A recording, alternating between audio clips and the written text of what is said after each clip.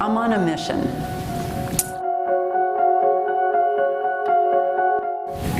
Promoting hope around the world.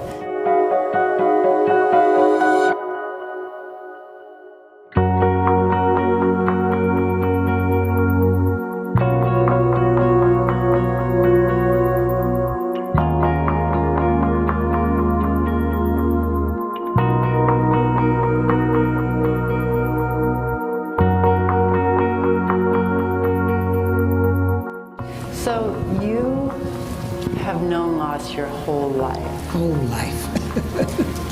Whole life. Were you ever afraid of your grief? Yes. And I was afraid that I could lose control and not know where I would end up. That you wouldn't regain it? Exactly. And that you weren't supposed to lose control? No, never.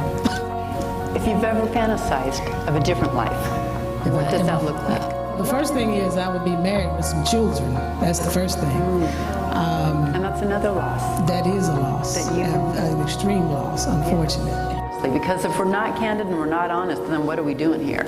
Okay. So you said, so I'm going to be candid and honest. I caught holy hell.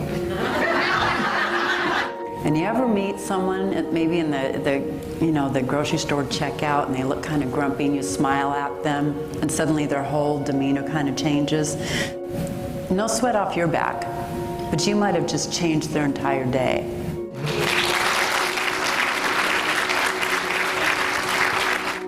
What do you want people to know about Trayvon?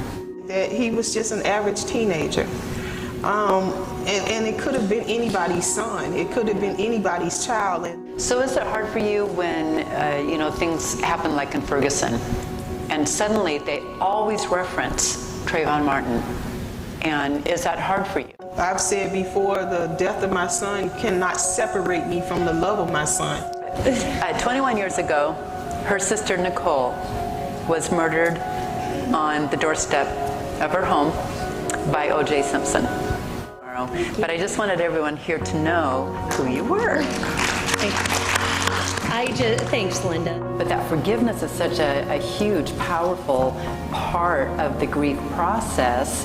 And that bitterness is such it'll eat at you. It'll destroy you. You don't get anywhere with anger and hate and retaliation and, you're just... It only builds more grief. Yeah, and resentment. Remove a stigma of anything. You've got to begin the dialogue. Yeah. And be open and candid about it. Linda's already created the path for that to happen. So let's acknowledge Linda. Then you'll hear me talk for a few minutes, please.